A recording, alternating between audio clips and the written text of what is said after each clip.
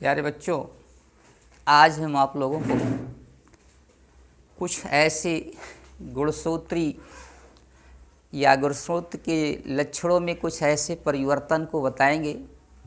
और ऐसे कुछ गुणसूत्री परिवर्तन हैं जिन्हें हम विकृतियां भी कहते हैं या विकार भी कहते हैं। कारण ये है कि इन विकृतियों से जीव की शारीरिक रचनाओं में कुछ न कुछ परिवर्तन देखने को मिलता है। तो ऐसे लक्षणों को जो गुणसूत्री या गुणसूत्र जोड़े में जो होते हैं कुछ विकृतियां उत्पन्न कर देते हैं, तो ऐसी विकृतियों को संलक्षण या सिंड्रोम कहा जाता है। तो सिंड्रोम एक ऐसे संलक्षण अर्थात एक ऐसे लक्षण हैं जो हमारे जीन रचना में परिवर्तन लाते हैं या जीनी संरचना में ऐसा लक्षण ला देते हैं जो हमारे मूल लक्षणों से क्या होते हैं, भिन्न होते हैं, जिसे हम लोग परिवर्तन कहते हैं।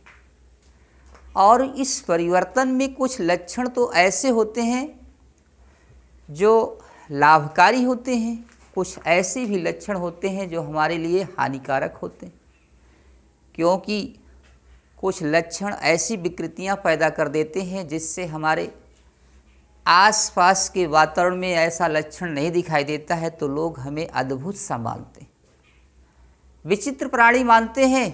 तो ये लक्षण हमारे लिए और अन्य लोगों के लिए भी क्या होता है, ऐसा लक्षण होता है जो हमें उन सब से भिन्न दिखाता है।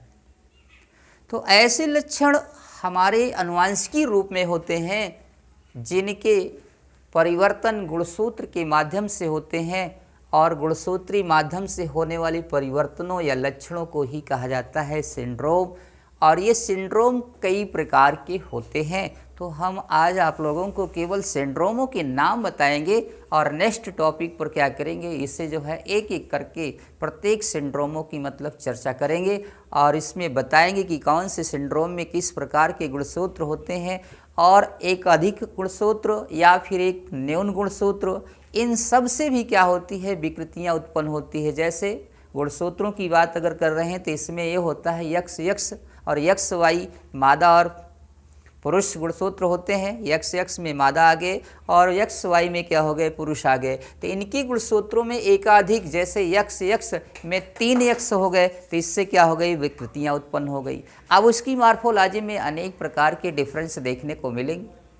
या यक्ष वाई है तो यक्ष वाई, या फिर जो होता है वाई आ गया साथ में, या फिर क्या होता है एक्स एक्स वाई आ गया, ट्रिपल गुणसूत्र हो गया। या फिर क्या होता है जोड़े के गुणसूत्रों में एक गुणसूत्र कम हो जाता है, न्यून हो जाता है। तो इससे भी क्या होता है, इन्हीं की विकृतियां उत्पन्न हो जाती हैं और ऐसी विकृत लक्षणों को ही संलक्षण कहा जाता है या सिंड्रोम कहा जाता है। तो इसमें सबसे पहले हम चर्चा करते हैं, पहला नंबर होता है डाउन सिंड्रोम। डाउन सिंड्रोम यानी डाउन सिंड्रोम। दूसरा नंबर है क्लाइनफेल्टर सिंड्रोम। Klinefelter syndrome. इसके बाद आता है Down syndrome, Klinefelter syndrome, Turner syndrome. तीसरा नंबर है Turner syndrome. Turner syndrome.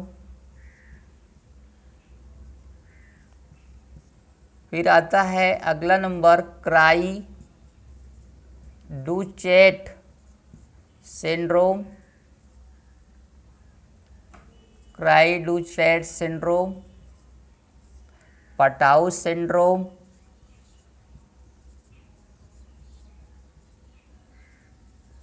Patau syndrome. और इसके बाद जो होता है Edward syndrome. Edward syndrome, Edward syndrome.